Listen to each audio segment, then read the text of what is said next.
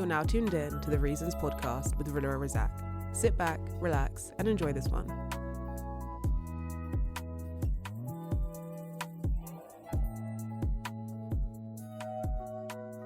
Alright, what's up, people, and welcome back to the Reasons podcast. It's been a while since I've been on the Reasons podcast, and there's a lot of reasons why. Well, there are a lot. And I guess I don't know where to start. I guess I'll just start with what's happened in the gap between the last episode and now, which is that I finally got a new job. I don't remember exactly what I spoke about in the last episode. I probably should have put it up, but this is kind of how the Reasons podcast goes. It's kind of just goes however I feel. But in one of my last episodes, so the last one would have been about Bruno Fernandes. So that was actually about sport. The one before that, talking about what I wanted to do, doing sports journalism on my own, blah, blah, blah. Well, now I don't do it on my own anymore, which is kind of cool. And that's basically what I've been focusing on the last, I don't know, probably month and a half, 6 weeks or so. And essentially I got a job at the BBC, which is kind of nuts. Saying that out loud is kind of crazy. Because I always thought that if I was going to do sports journalism, then I'd work for the BBC when I'm like 45 years old and I have like a massive portfolio of work. But I got in with the BBC here in Norwich at BBC Lookis, which is really fun. And I love it so much that like I actually kind of forgot that I was making content at the same time. So that's kind of why the podcast has been kind of slow, because I've actually been focusing on how to improve at that job. But right now it's really rudimentary. Like everything I'm doing is kind of basic. But the reason that it's important to talk about it and why it's actually relevant for the Reasons podcast, not just me, is because in that episode when I was talking about doing stuff on your own, like doing sports journalism on your own, I said, I don't remember the words exactly, but I remember saying that when I was applying to a bunch of jobs, I wasn't getting the jobs, and it was because it wasn't that like I wasn't good enough. It's just that I hadn't done enough work yet. And if I continue writing for my website, making videos, amassing a following, then eventually I will apply for a job and they'll be like, oh, damn, look at the stuff that you've done. You'd be a good fit. And obviously, like, I think I have a knack for giving pretty good general advice, right?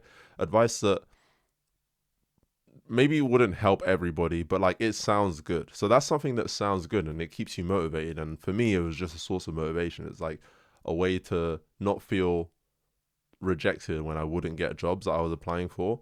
But as much as like I actually believe that advice, and I actually truly feel like if you just continue working and amassing a portfolio, you'll get to a point where you're actually undeniable. I remember saying that for sure, that like if you do enough work, there's going to come a point where people are like, wow, this guy's really good, let's give him a job. And that's exactly what happened. Like legitimately what happened. Obviously, the way that I got in touch with the person who then looked at my work was kind of fortuitous. I knew somebody who was interested, or well, I said that I was interested. Anyway, I reached out to somebody who works at the BBC and sent them my stuff. And that's how I got the job. Like, it is really, like, I guess it is about who you know. Like, I had to have an in with this person, but the thing that got me the job was the website, was the work that I was doing. Maybe not the podcast, but in general, the content creation that I was doing. Because when I told them that, okay, look, I'm really interested, and I said, oh, by the way, I also run a website, it was a website that piqued their interest. It was the work or the enthusiasm, the passion I have to just do it on my own that made them think, damn, you can really write, or damn, you're really passionate about this. And they gave me a job, which is kind of insane. Like I said, it's very rudimentary at the moment. Like what I'm actually doing, my current role is very basic, but everybody there is so cool. Like everybody there is nice. Like they all want to help me. Like they all know that I want to eventually write for obviously the BBC myself, which I'm not able to do at the moment, but I'm doing everything I can to get there eventually, and everybody is trying to help me get there eventually. And it's really nice because like I'm in no rush, you know. When you don't have your foot in the door, you feel this real burning desire to get your foot in the door. But once it's there, you feel like you can open the door at your own pace. Like I'm in no rush to become the head of the BBC. Like I don't, like, do you know what I mean?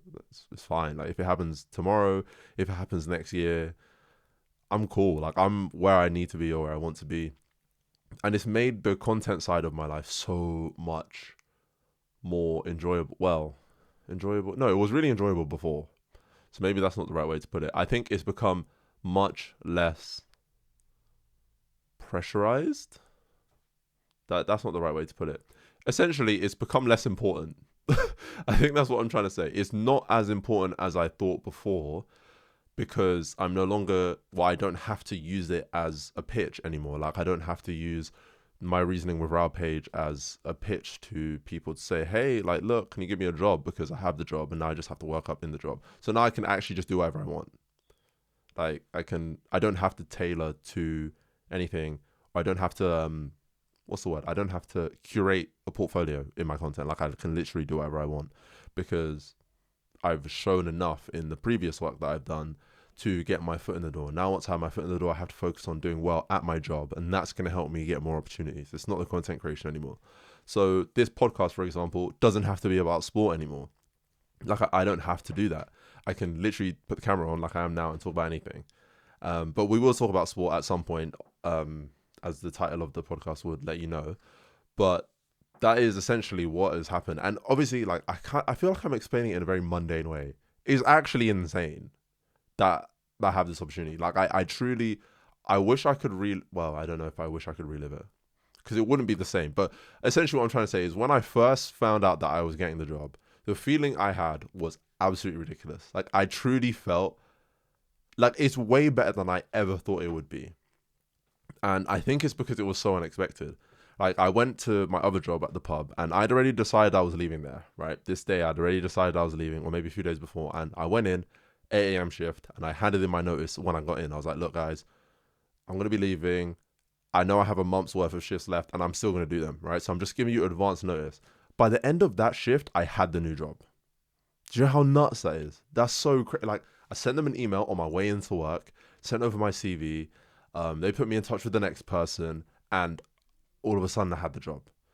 And I think, again, it's that enthusiasm, it's that having the right attitude that really helps, because I easily could have taken my time to think, no, if you have a thing you want to do, don't be scared to let everybody know you want to do it. Like, when I get in the office, I literally say to everybody, like, hey, look, if you have anything that you want to do that you need some help with, I'll do it.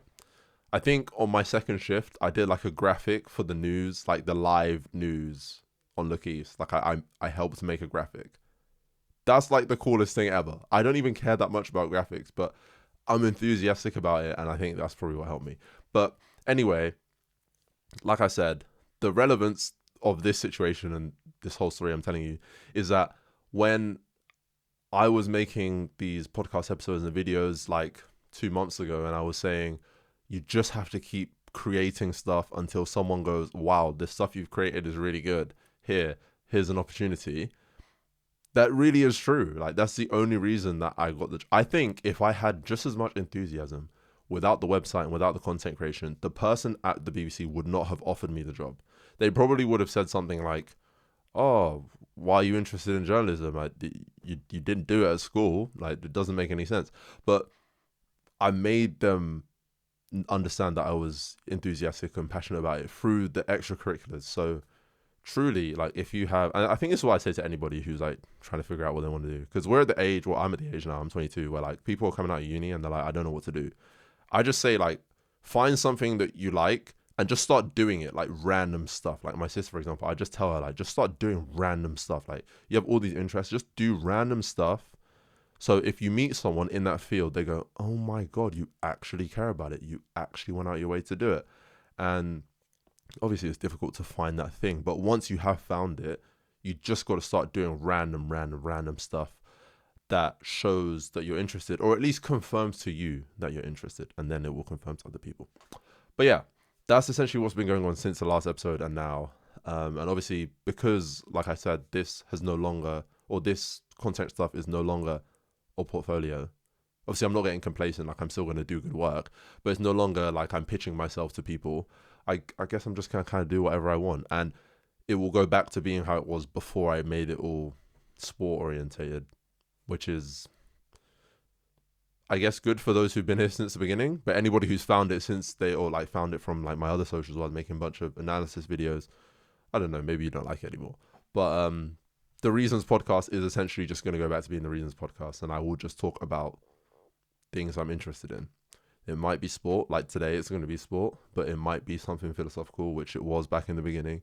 And I guess it'll be a better reflection of me, I guess. Or a better reflection of my personality, because obviously I'm still very interested in sports and I'm still going to make sport videos and do sport content, but it will more so just be an outlet. That's the right word, an outlet. But yeah, as the title will tell you, I'm going to be talking today on the podcast about the state of sports culture, which is also part of the reason why I haven't been making content for a little bit. And this one is more of a, I don't know how to describe it. This is something that I feel like people will be able to learn a lot from, like my experience with it, because I've learned a lot. And also the reason that I'm very excited to have this be the topic of the episode, or yeah, I guess be the main topic of the episode, is because this is the kind of thing that I would do when I first started the podcast, and what I wanted it to serve as. It's like, hey guys, this thing happened to me. This is what I learned. Maybe you can learn from it. And yeah, like I said, the state of sports culture right now is very interesting, right? Because it's in a really, really good place in terms of numbers, right? There are a lot more people making content. There are a lot more companies that make sports media, and they do a lot of stuff with clubs and with players. And you see even random people doing interviews with like really big professionals and really big companies, right? So in that sense, it's really good. But when you think about how it got there, it makes you wonder about if it's actually healthy, right? Or if it's, I mean, it's likely sustainable because everybody's doing the same thing, but how healthy it is. And the reason I want to talk about it is because when I was making a lot of sport content, probably like 2 months ago, like right before I got the job and everything, I was doing like a lot better numbers wise. Like I think there was one video that I made that got like 80,000 views or something like that on TikTok. I don't know, maybe more. I don't know at the moment now because I don't check TikTok anymore, so I don't actually know how well it's doing. But I know that it got around 75 to 80,000 the last time like I was on TikTok. And I probably gained like 1,500 followers from these like 4 or 5 videos that I posted around the same time.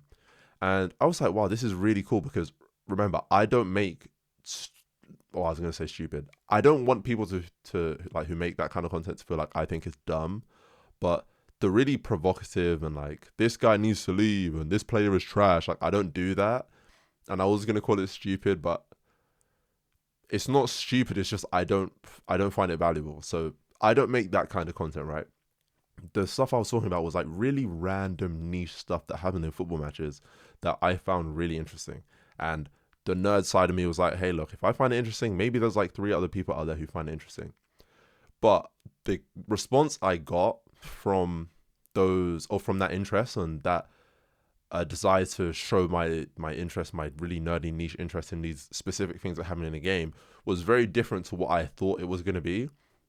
Now, obviously, I know that most sports fans aren't going to find that interesting, right? I understand that like the baseline boring, I just like football guy, not boring like their personality, but like isn't like that's all that there is to it, they just like football, isn't going to find something about pressing in a random game really interesting because they just want to know who scored, who didn't score, right?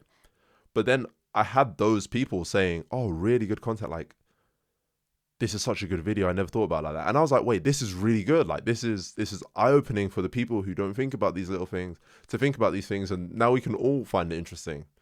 Now, I assumed that it was going to be the people like me who would find it cool. And there were people like that who were like, yeah, like I saw this thing. What do you think about that? And we had cool discussion in the comments, right?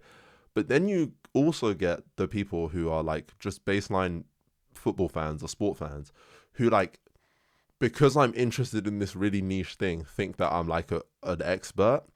And I don't deal with that very well. Like I don't deal with responsibility in that sense very well. Like responsibility where I don't believe it's earned, if that makes sense. So let me give you another example of something like this. So like when I was first captain of the basketball team at uni, I struggled with it for a long time because I didn't think I was actually good enough to be the captain.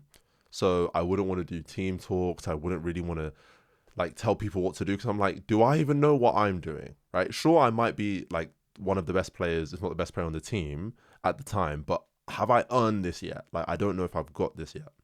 So what I did was just kind of just allowed us to be led by committee, which obviously in some teams it's really good where you have multiple leaders, multiple people who can speak up. But in some games, like, I actually probably should have just said, hey, look, guys, like, just do your flipping job, right? Okay, because this is what we need to do. And I always knew what we wanted to do. Like I said, I'm a bit of a nerd, so I'd always know the plays that we wanted to run. I'd always want to know what we wanted to attack or whatever. And maybe I should have just stepped up and had that responsibility, right? So maybe it's a thing about me personally. Maybe it's a personality trait thing where I don't deal with having a responsibility that I don't think I deserve, even if I do deserve it. But like I said, these people would comment, be like, oh, can you make a video on this? Or can you make a video on that?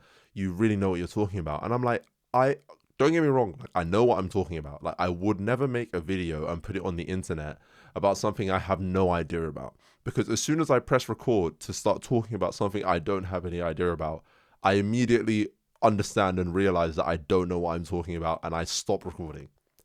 I don't get to the point where I post it. Like, it just doesn't happen because I'm always weary of putting my voice somewhere that it doesn't belong because I haven't done any work there yet.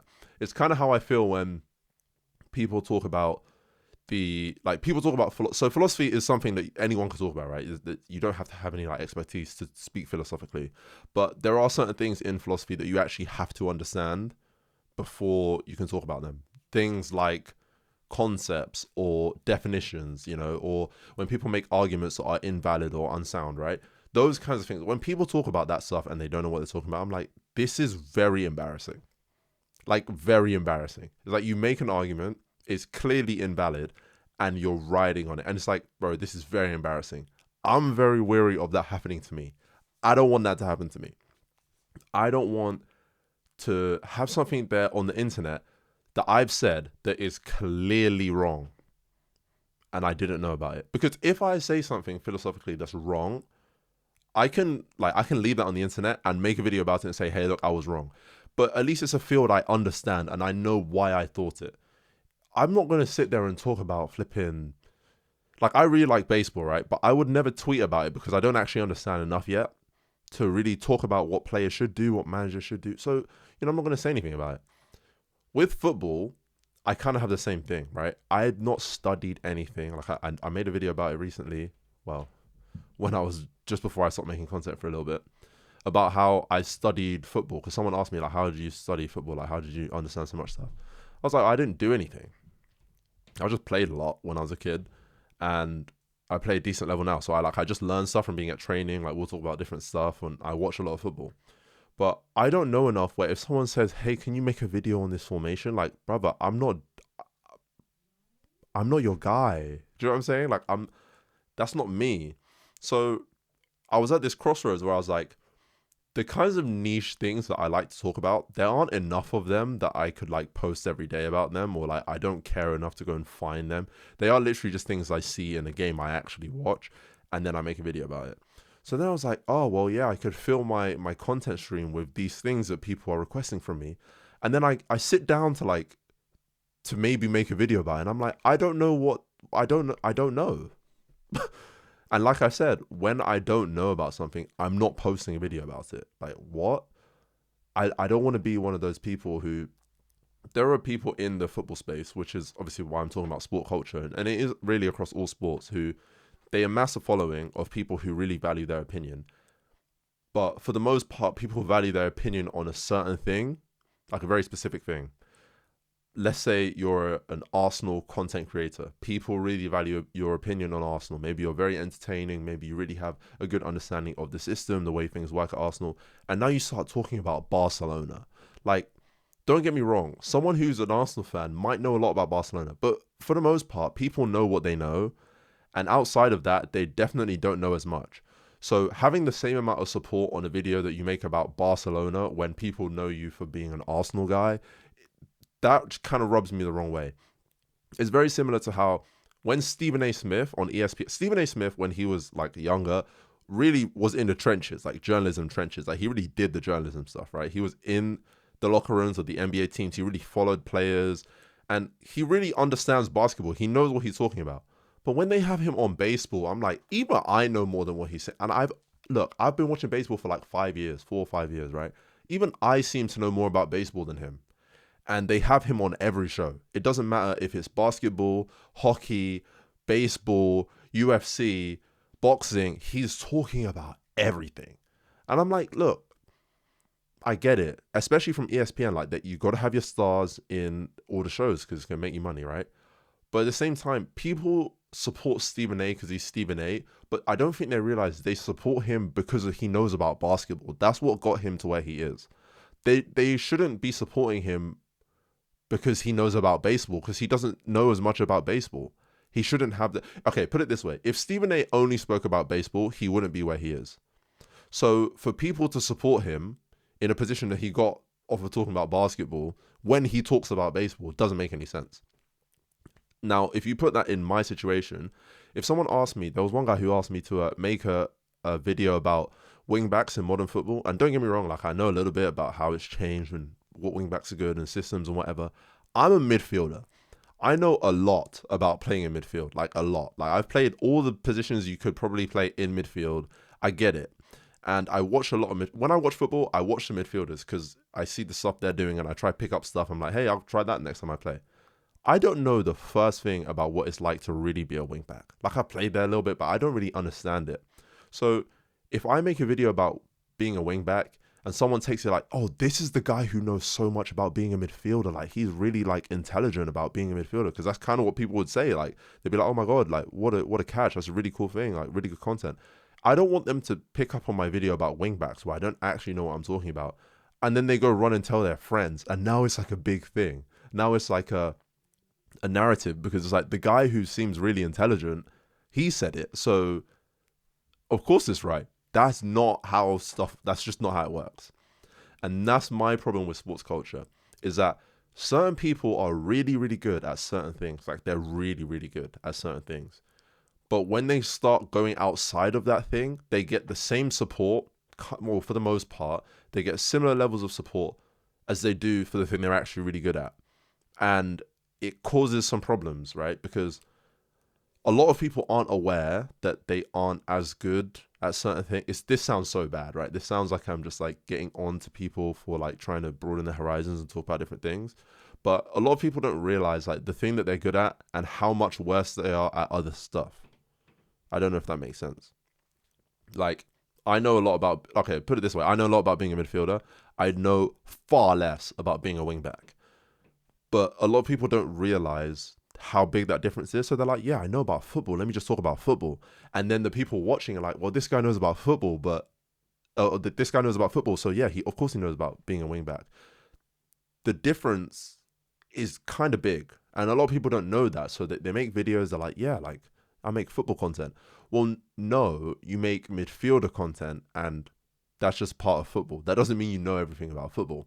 I, for some reason, just have this maybe it's like a form of imposter syndrome, and it's like actually just part of who I am, where I just know the stuff I don't know. And even when I do understand things, I still have this feeling that I don't understand it. So I'm super aware, like uber aware of the things I definitely don't understand. So I was at this crossroads where I was like, I don't actually have enough niche ideas, because they're niche, to fill up content with. And I definitely don't want to be the guy who makes content about everything that everybody wants, because I don't actually know enough about it. So I guess I just won't make content. And it was just so perfect that that period of time coincided with when I had these opportunities to work with this sport analytics company. Asked me to like talk to them about some stuff, and that was really fun for a little bit.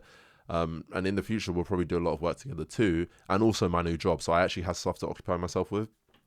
So it was really good that it coincided with that period of time. But I mean, I'm even not in the middle of, I began writing it a long time ago about like actual sports journalism, right? Like, is it the same? Like, is it even, when I say I want to do sports journalism, does that even exist anymore? Because Stephen A is a sports journalist by definition, right? He is like, if you search on Google who are the biggest sports journalists in the world, it'll probably come up with Stephen A. Smith or like David Ornstein, right? Obviously, I've spoken about Stephen A. Smith. At this point, he's not really a journalist anymore. He was a journalist, and now he's just a personality. But even David Ornstein is like, he's not really well, he still does write. Like, he does write a lot. And I don't know how much Stephen A writes still, but David Ornstein still does do a lot of like investigative journalism, especially when it comes to transfers. Like, that's his thing. But they have him on every Athletic FC podcast. And I'm not saying David Ornstein doesn't know about football. He obviously knows a lot about football, and he maybe knows even more than I do. So I'm not even gonna go at him on that front. But he clearly knows a lot more about transfers than he does like on the pitch football, which is why the Athletic have guys who really just talk about football. Like, that's just their thing. Like John McKenzie, he knows what's going on the pitch, probably more so than David Ornstein. Okay, so when you have David Ornstein on every show just because he's David Ornstein and it's a massive name, it kind of just zaps the value out of the thing you're talking about.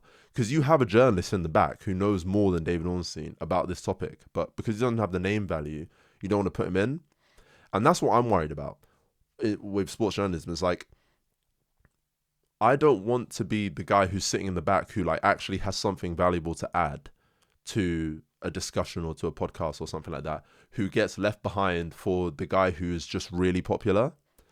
But at the same time, I don't want to just be the guy who's really popular and talks about everything. You see what I mean? It's like, it's kind of difficult because I have the things I know, and I really, really like the things I know. I'm really, really passionate about those things. And the things that I don't know, I know that I don't know them, and I'm not going to try and come across like I do. Like, I'm not making a video about, like, a lot of people are talking about James Trafford and Donnarumma, and I was just on a podcast on the tactics board.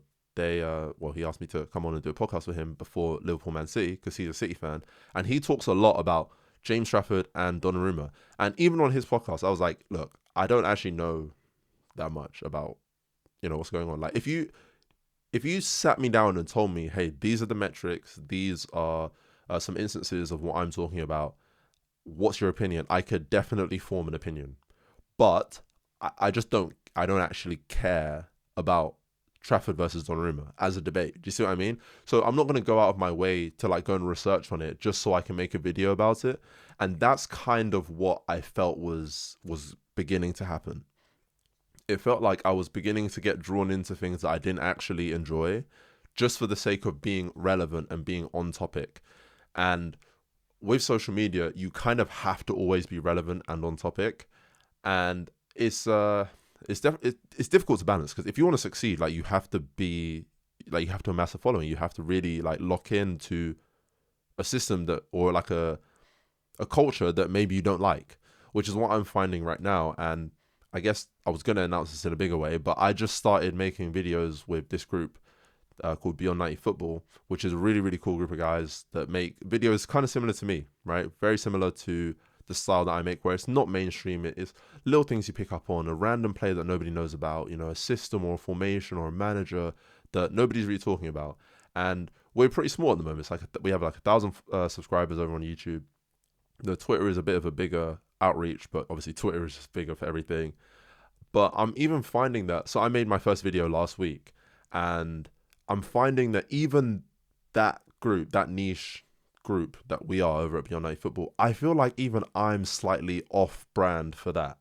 Like, I don't use the tactics board. Like, I just got a message saying like let's incorporate a couple more things that we do. And in my mind, it's like, oh my God, I'm in a team now. Like, I really need to like lock into like the branding and the things that we do that's going to make us grow. I never think about that stuff when I make my own videos. I think, okay, this video will be good if I have a tactics board. This one won't. This one might be good if the lighting's like this. This one would be better if I color grade like that. I just kind of think on the fly, and it's really fun. It's really, really enjoyable.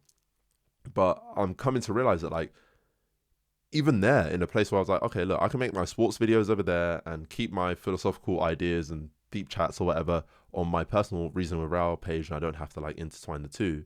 I'm finding that, oh my God, wait, I kind of have to like tap into this sports culture world that I don't really like, but I have to do it.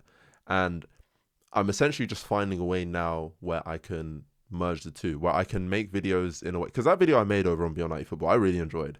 I enjoyed writing the script. I enjoyed doing a little bit of the research. It was on a game that I just watched, and it was a me video. It was very, very me. And I guess I just have to find a way to make the videos very me, but add the things that are good for the brand. if that makes sense. That those things do tie into sports culture, right? So like the thumbnail, for example, the thumbnail is far more dramatic than anything I would ever have put on my own page. But I don't really care. Like, at the end of the day, I get to make the video, I get to talk about the thing, and people get to learn a little bit about the way I think about football. That's perfect for me. I don't have to worry about it being a cool thumbnail or crazy title or anything. That, like, the people who are interested in that get to do that, and I get to do the thing I like, which is just make the videos and talk about football. So it's like I don't know how to describe it. It's like I'm trying to find this really sweet spot, which I guess I can only do now because I'm part of this group that we make videos with. When I was doing it on my own, I really felt like I was in this position where the things I wanted to talk about weren't going to give me the kinds of exposure that make you think it's worth it. And during that time, I was obviously making videos to build a portfolio and try and put get my name out there. But now that I don't have to do that anymore because I have a job. Like, I actually have something to work towards at work. Now this really doesn't have to be like that anymore, which is probably why I'm here with a camera in front of me and the mic out talking again, because now it's not that there's no incentive in terms of like a career. Like, obviously I could still do even better than I'm doing now, and my content could still catapult me to places I couldn't even imagine being, but it doesn't have to be that. Now, if that was to happen, it would just be by chance. It wouldn't be any deliberate action by me to try and get myself out there anymore. Like, sure, I still want to do better, and Beyond 90 Football gives me a really good opportunity to do that. But for these pages, like the Reasons Podcast, Reasoning with Rao, it really can just be what I want it to be. And I've kind of just removed myself from that aspect of sport culture that I didn't like. Because I think the reason this is not great is because everybody's trying to do really well. Like, The Athletic put David Ornstein in every podcast because they want people to listen to every podcast. Maybe he's going to drop the crazy transfer news that no one knows about or something on some random episode. Or Stephen A. Smith. Like, ESPN wants Stephen A. in every single First Take segment because he's Stephen A. Smith. People are going to turn the TV on. They're going to watch YouTube clips. He's going to say some nonsense. And that's just how sports culture is. Like, even at Beyond 90 Football, like, when they say, hey, can you add this? Can you add that? It's because people are going to watch it. It's not because they think my video is bad. Like, they obviously think the video is good, but there are certain things that you have to do in sports culture that might not be what you like, but you have to do it. Like, at the end of the day, that's what you have to do. So I feel like I'm definitely in a better spot than I was when I was making content before. Like, on Beyond 90 Football, this is the thing I think that's the best about it, is like, I have freedom. I can make a video on anything I want. And because other people are making videos, I don't have to make one like 3 times a week, which means I truly can just make a video about whatever I want. Like, if there's a cool thing that happens on the weekend, or if there's a cool thing that I thought about 3 months ago that's more of an evergreen topic, I can make a video about that. And I don't have to be an expert on things that I'm not an expert on. I don't have to be Stephen A. Smith. Like, there is no star of Beyond 90 Football. Like, the guy who runs it, Kish, he's like really, like, honestly such an impressive content creator. He does so much good stuff on he has a Spurs YouTube channel and Twitter, Lily White Lab, if you guys want to check it out. I mean, some of you might actually know him if you're coming from some of my Reasoning with Rao stuff that I've done on TikTok, whatever. But he does some really, really good work. And I guess you could say it's his channel, like it's his group. So maybe he'd be on like every episode if we were doing like a show or something like that. But at the end of the day, like, we all make videos over there. There is no real like star of the show that's like, you have to be in every single episode because like you're going to get people to click. Like, that just doesn't happen. So I don't have to be an expert on the things that I'm not an expert on. There's a guy in the group. I'm actually bad with names. I've not even checked all names. I think his name is Spencer, who's really good with all the data stuff. Like, he's really, really good with it. And he's like, I think that that's so cool. Anybody who can do cool stuff with data, graphs, all of that, really cool, right? And he does a bunch of stuff that is data driven. Like, his videos are very data driven, and that's what he is good at. Like, that's his thing.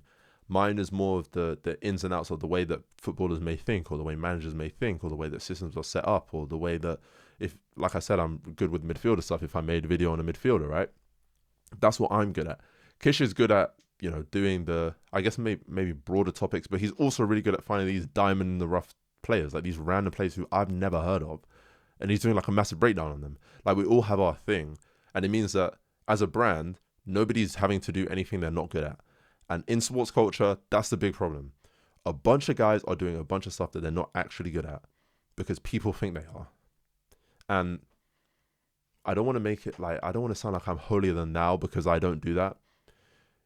At the end of the day, like, people want to be successful.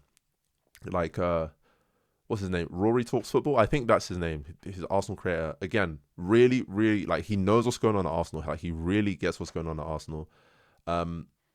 But it wouldn't surprise me if he was on some like panel in a year's time or 2 years' time at some big media tycoon or something like that, because he has a massive following. So people think he knows a lot about what he's talking about.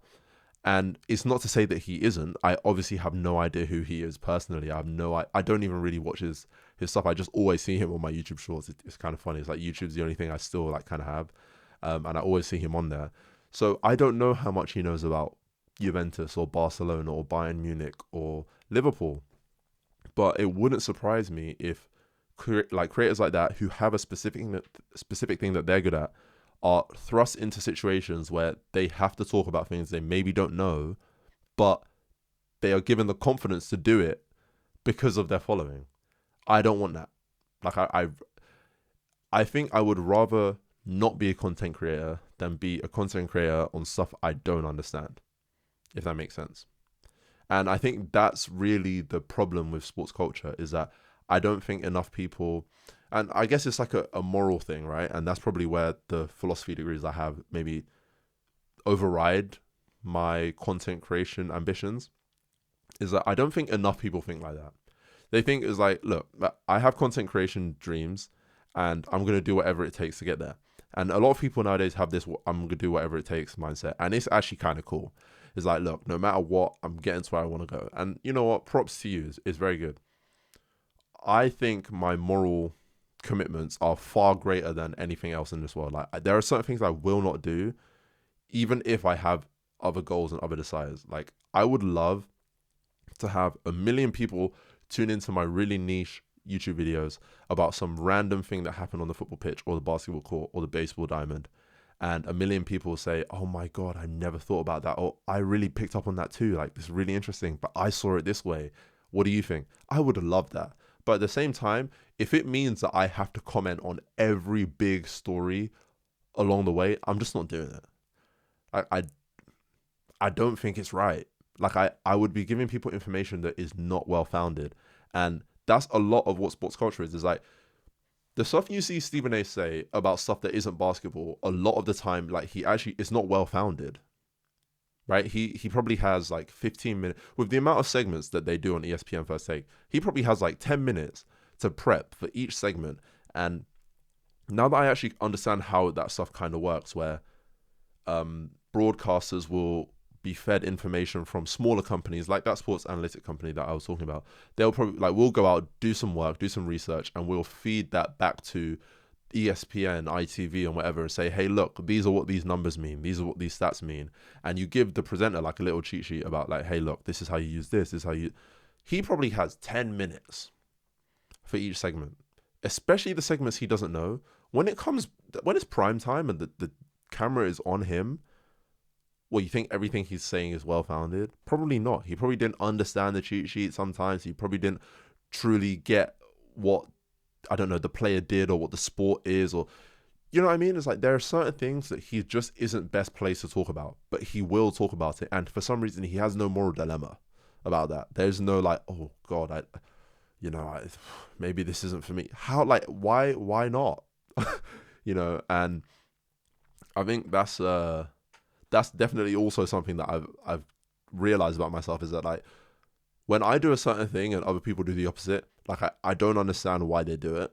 And the best way for me to deal with it is to just not be involved, right? Instead of trying to, like, because what I will actually do is I will ask each person, why don't you do it this way?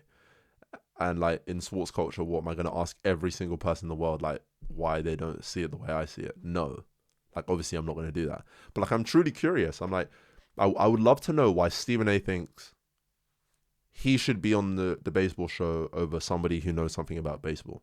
Not in like a, oh my God, you don't know anything about baseball, because those people are actually weird. Like, at the end of the day, this is his job. If they tell him to talk about it, he's going to talk about it. What do you want him to do? But why does he not? Because if it was me, I'd probably go, oh, you know what? I might sit this one out. Like, this person knows a lot more, and it would be good for the person watching the show to have someone who knows. Why does that not like run through some of the people on social media's heads, or people in sports culture? And then also, why do like fans of the sports, like some baseball fans really do hate Stephen A. Smith. Like they do see him on the baseball segments and they're like, oh my God, this guy's an idiot. And, you know, like I said, what do you want him to do? It's his job. Like, at the end of the day, what do you want him to do? But some baseball fans really listen to Stephen A. and they think, oh my God, wait, this player is really trash, or this player can't be the face of baseball, or baseball isn't the best place ever because Stephen A. said it. And I'm like, why don't you just like come to that conclusion on your own? You know, why do influencers have so much influence over people? Because even though Stephen A. is a sports journalist, this dude is an influencer, bro. Like, this is really what he is. Like, he influences people. And I think that in general, like, people are influenced too much by those kinds of big names, big faces. And I wrote an article about this probably like 2 weeks ago, titled "Don't Be Influenced by Influencers," or "Stop Being Influenced by Influencers," something like that, over on my Substack, where I, again, just kind of talk about whatever. But at the end of the day, like, you are under no obligation to be influenced by the things that famous people say. Because famous people are legitimately just like your next door neighbor. They are just really good at something. And that's why they're influencers. Think about it. Like, Phil Foden is a massive, massive global, maybe not global, domestic star. He might be a global star, I don't know. But he's a big star because he's good at football. So if Phil Foden comes out and says something political about Reform UK, he's a Reform UK fan, why on earth would you? Because this probably does happen, right? Phil Foden fans are like, damn, you know what? If Phil Foden thinks Reform are good, let me vote Reform. Why would you ever think that? Phil Foden, outside of his footballing abilities, is likely just like your next door neighbor. But if your next door neighbor said they're voting Reform, you probably wouldn't vote Reform. Do you know what I mean? So it's like, it has nothing to do with, again, it had nothing to do with the actual political parties or Reform or whatever. It's just on any issue. Just because an influencer says something, it doesn't mean it has any more value unless they are experts on the thing they're talking about. It has no more value than what your next door neighbor would say, because they are your next door neighbor, just really good at one thing. In Phil Foden's case, is football. But, you know, there are so many influencers, like the Kardashians. What are they good at that your next door neighbor, like, outside of the thing that they're good at, which I'm not sure I understand, but maybe they're really good at media and fashion and all that, right? Outside of that, what do they know, or that they're more like well versed on than your next door neighbor? Like, at the end of the day, these are still regular people. So if Phil Foden says he's going to vote Reform, you should ask yourself, should I vote Reform? Not, should I do what Phil Foden does? Or like, does Phil Foden have some special idea about politics because he's Phil Foden? No, that's just so silly, right? But it permeates into sports culture like that. It does permeate into sports culture, where the biggest figures in sports have this like chokehold over people who just decide they're not going to think for themselves. Like, David Ornstein could truly convince a football fan that Mario Balotelli is running for president or something, or like a good candidate for president. Like, he could convince somebody of that, even if it's the most ridiculous thing you've ever heard in your life. But some people would just be like, you know what, David Ornstein's been in the space for so long, he would know the personality of a footballer more than I would. No, like, why don't you try and find that out for yourself? Why don't you go do some research? Right? It doesn't, you know, I don't know. But that's the thing with sports culture now, is that I don't know if sports culture is just lagging behind regular culture, because this, like I said, is a thing in society in general, is that like people are influenced by influence a lot. People are influenced by influences a lot more than they ought to be. And I guess the same is true in sports culture. But at the same time, like, not all influencers speak on things that they don't understand. Like, Kim Kardashian doesn't really go out and talk about, I don't know, male fashion. Maybe she does. I don't know. But she's in fashion, right? But we don't always hear Kim Kardashian or Rihanna or all of these other people who are in fashion or Beyonce talking about men's fashion because they don't get it. But you will get people in sports because they know something about a certain part of a sport talking about the sport on the whole. And I don't know, that kind of rubs me the wrong way. It's like I wouldn't want to talk about Tottenham, right? Kish, for example, who I work with now, Kish is really good at talking about Tottenham. He might know a bit about Liverpool, but at the end of the day, I probably know more about Liverpool than he does. But he definitely knows more about Tottenham than I do. So if somebody asked me to make a video about Tottenham, I'd say, you know what, why don't you ask Kish? Like, he knows what he's talking about. And vice versa, I'd assume, well, I don't know, right, what Kish would do, but he might step back and say, look, I don't really know too much about that. Let me make a video, let me point you to this person who knows a lot about Liverpool. I think if everybody in sports culture did that and just did the thing they're good at, as opposed to trying to do everything because that's what's on topic and relevant and that's the way you grow, I truly think sports culture would be the best thing in the world. Like, truly the greatest thing ever. Because sports is so interesting. The nitty gritty tiny little bits about sports are so cool. And when people who actually know what they're talking about explain them to you, it's just so, like, it's incredible. I don't know how to describe it. Like, when I pick up on these little things in games I find really cool, and I watch the video back after I edit it and do the subtitles and everything, I'm like, someone's going to watch this and think this is so sick. And I get that too, right? I watch a thing about the NFL, I'm like, oh my God, that coverage against this play, but with this option route, the receiver runs it. I'm like, oh my God, that's so cool. If I tried to make that video just because someone saw me make a video about a different sport and they're like, this guy's so smart. If I tried to make a video about the NFL, I probably wouldn't, get that same, I wouldn't be able to generate that same reaction from a random person watching the video because I don't have the same expertise and I really ought not to talk about it. So I think if everybody just kind of stuck in their own lane, and it might mean that you never make it big, but you kind of have to be okay with that. I'm cool with never being the biggest creator ever, or like not being that big of a creator, because the stuff I talk about will be stuff that's actually really valuable. But you might have to give that up to make sports culture really good. But yeah, I don't know. Those are my 2 cents on sports culture, and it's kind of why I stopped making videos, because I was getting to a point where I was gonna have to start making videos about things I didn't really know about, and because I didn't care enough to know about them to actually go do the proper research, I was like, well, I'm not gonna make a video on something I don't know about, and I guess that just meant that I didn't have anything to talk about, or I didn't want to expose myself to that anymore. And yeah, maybe I'm just soft, because the comments would some of the comments would actually kind of irritate me. Like, people would be like, you have no football education. Well, you know what? At the end of the day, I don't think you need a football education to talk about a player playing out of position. And at the same time, I do have, you know what I mean? It's like, I was getting these comments from people who are trying to bracket me. Oh no, that's not the word. It's not bracket. It's like trying to label me. That's it. They're trying to label me as something that I wasn't trying to be. It's like I never wanted to be a football expert. I just wanted to be a nerd who picked up on something in a football match. Do you know what I mean? So me not having a football education would not affect that. But if I was trying to be an expert, then not having a football education would be relevant. Do you see what I mean? So I kind of had that problem where the comments would actually annoy me a lot. And I'm not one of those people that's like, oh, nothing gets to me, comments, I don't care. No, brother, that actually pisses me off. They actually annoy me. And even posting this is I'll probably clip this up right here and say and make it a TikTok, and people will go in the comments and be like, this flipping idiot, look at this fucking bastard, right? But at the end of the day, if you don't know yourself, it sounds so flipping cliche and whatever, right? But if you actually don't understand yourself and you're not cool with who you are, it's actually over from the beginning. It's over with, bro. I can't sit here and say, I don't care about comments. Let me make 200 videos about stuff I don't know about. And then people get onto my one insecurity in the comments that I didn't know about the thing I was talking about.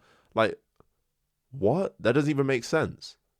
You can't just ignore the things that are actually true to you. I know that I don't deal well with comments that get under my skin. So now I have to figure out a way to deal with it. Do you know what I mean? But yeah.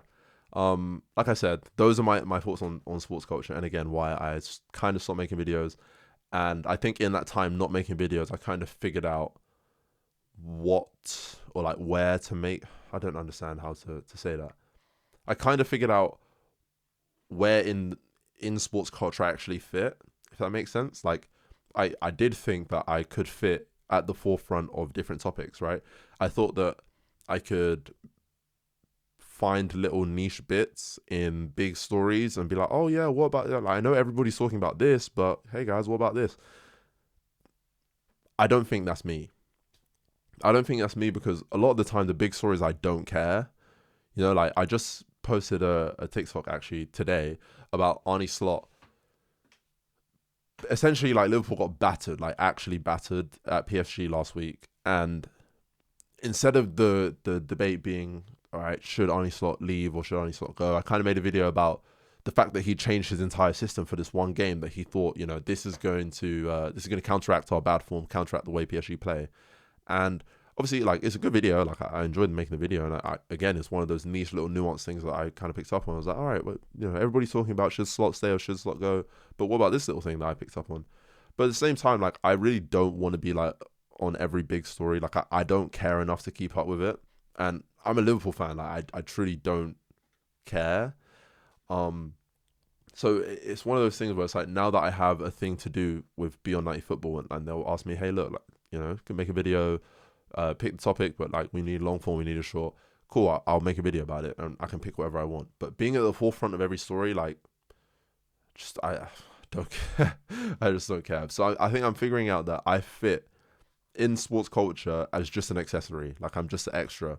Like, you know, in EastEnders, like, you got the guys in the back who just like doing shopping or like just in the market. I think that's me, right? I'm doing the really niche thing in the background while the massive story is like the Queen Vic is burning down, right? That's the big story. And I'm like, I don't know, selling fish in the market next door. And I just hope that there are a lot of people who want to come and buy fish from my store who are interested, this is the analogy, in my little niche things that I pick up on in a random game.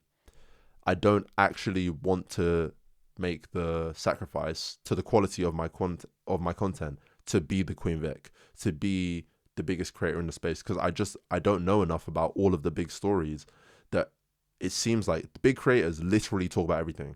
They truly have an opinion on everything, even things they don't understand, and I'm not doing that. So again, like I said, it's not like a knock to them. It's not like you shouldn't make videos on things you don't understand. I get it, bro. You gotta make money, bro. You gotta get followers. You gotta be on every topic. I get it. I guess I just don't care about that stuff that much. So yeah. Let me know what you guys think about sports culture. If you have a similar, if you feel similarly about it, because I know there will be some people who are like, having big personalities like Stephen A. Smith talk about everything, although it may not be so good for the quality of the things that he's saying and maybe not good for the space, it's good because everybody is now talking about baseball. But you know, there will be people who maybe see it like me and are like, look, I just want good quality. I don't care how many people watch baseball games if it means that when I watch them, everything about it is good quality, because it's just baseball people talking about it. So yeah, let me know what you think. I'm about to go jet to go do some, I'm about to go like record a radio show with my friend. We're like making a fake radio show, like, I guess it's real, but yeah, we're going to go do that. And I have football tonight and tomorrow, so I'm gonna go do some actual activity and get out of my room. But I appreciate you guys listening and tuning back into the Reasons podcast. Again, like I always say after I take a little bit of a break, happy to be back, and yeah, I will see you all on the next one. Like I said, let me know what you think down in the comments. But yeah, for now, that's it. Peace. I hope you enjoyed this episode of the Reasons podcast. Leave any comments below and make sure to tune into the next one.